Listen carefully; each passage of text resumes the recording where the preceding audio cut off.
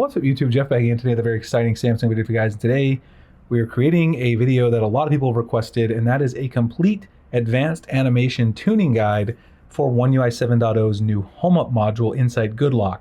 Now it allows you to take full control of all your animations on your Galaxy S25 device for now, because it's only available in One UI 7 or if you're in the beta for the S24. But when One UI 7 comes to other devices, we expect it to roll out widely.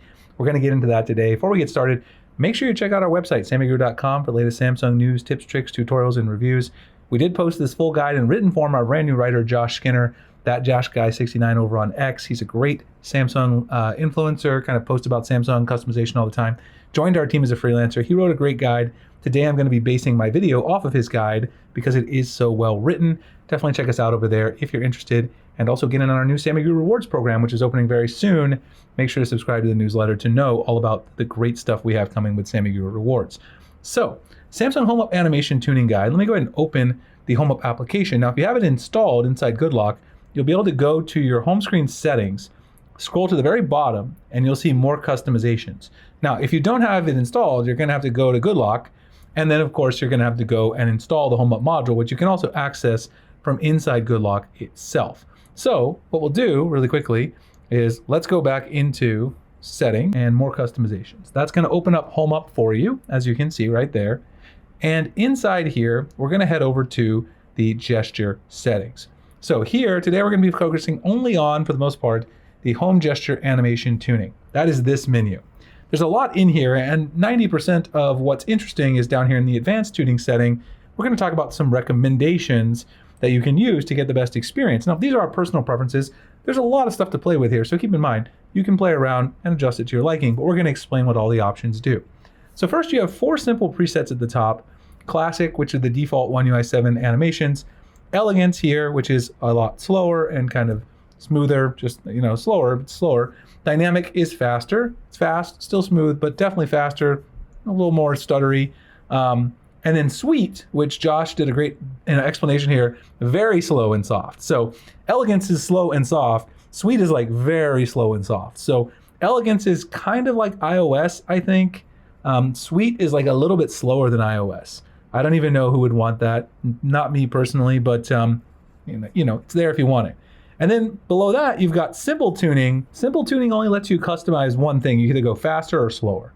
So there's not a lot to play with here, which is why the majority of the focus of this video is on the advanced tuning. All right, so let's go through the advanced tuning options. The first one here on the icon movement is damping. Now, damping controls the shaking you see as the icon slots into place. The higher the values, the less it shakes.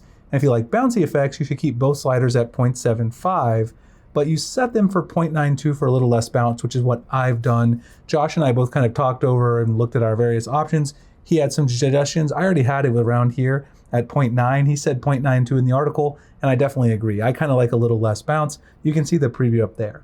Now, stiffness determines the amount the icon can move from its slot on the home screen. The higher the value, the closer it's going to be to that slot. Now, Josh recommended around 170 for a snappy yet fluid experience. I had mine already at 175, and so again, I just dialed mine back a little to give his animations a try. I totally agree. Somewhere around 170, 180 is a value that I would recommend there. The last one here is friction. Friction sets the speed at which the icon returns to its slot on the home screen. The higher the value, the faster it snaps into its slot. The default value of 0.5 here is what I had. That's also what Josh recommended in our article. So I think you're probably good to give that a try as a preliminary set of settings here for the icon movement. Now next, we have icon scale. Icon scale controls how much the icon shrinks when you return to the home screen. Has 3 variables as well. You've got the damping, and you can see here with the damping, the higher the value, the less it's going to vibrate. I had around a 0.9, Josh said 0.96, so somewhere around there.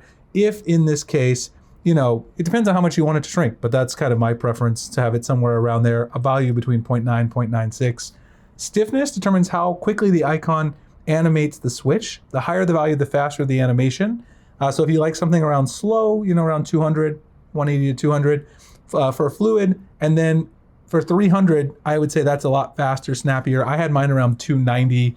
I tried to go up to 300. One thing I really wish Samsung would have done is made it so you could just type the numbers in, because sometimes the slider is very overly sensitive. And like if you try to slide it right to 300, you guys can see it can be a little hard. But anyway, somewhere around the 300 ballpark is kind of where I like it. Now the interpolator has what we call a cubic Bezier curve, and it's a graphics/mathematics term, so it's right in that perfect overlap of mine and Josh's wheelhouse. Josh is a graphic designer, I'm a mathematician. Basically, it determines the trajectory along which the icon is going to animate between 2 points, its start point and its end point. And here you can adjust the Bezier curve, the 2 coordinates, which Samsung displays at the bottom, x1, y1, and x2, y2, to determine how it's going to animate along that trajectory.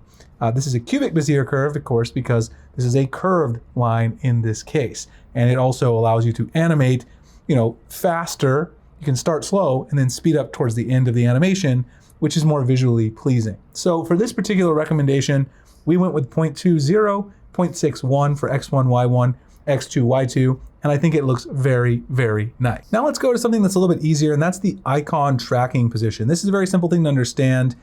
This one only has a value that you can set here between 0 and 1, and it determines where the animations will be targeted when they animate in. So if you set this to 1, it's going to animate in the center, which is what I like and also what Josh happened to like as well. I tried this initially with 0.5, which is the default. That targets the top edge of the icon. It doesn't look as visually pleasing for me in the animation, so I do recommend 1. But again, it's something that's up to personal preference. You should play with it now that you at least know what it does. That's kind of the whole point of this video.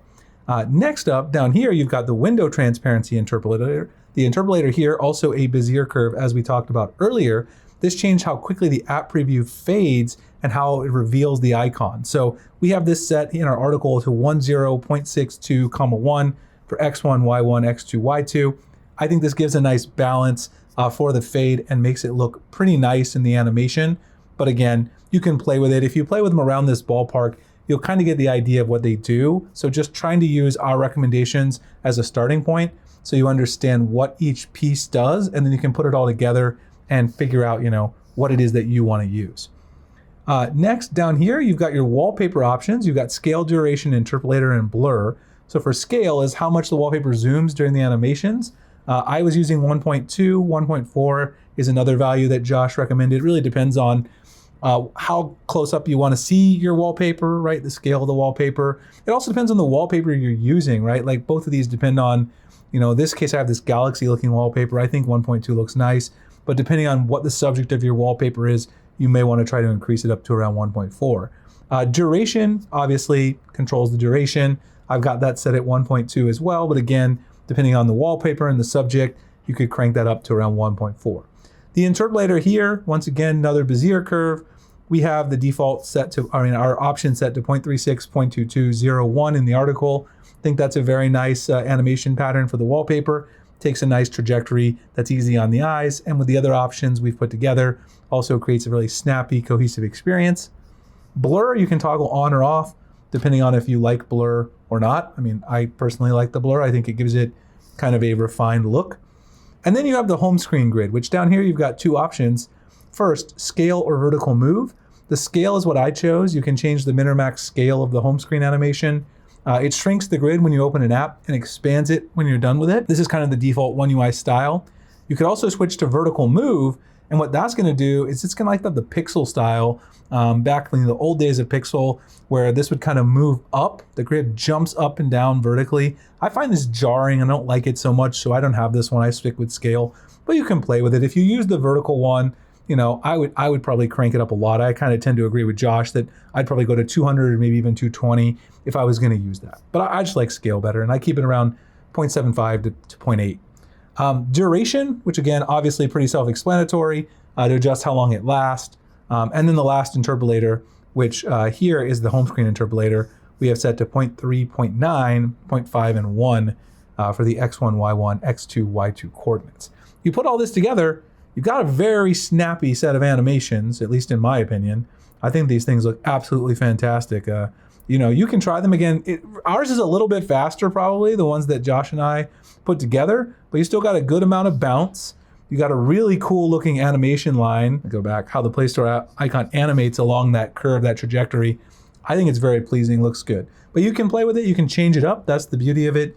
Change it up from time to time as you get bored, you want something new.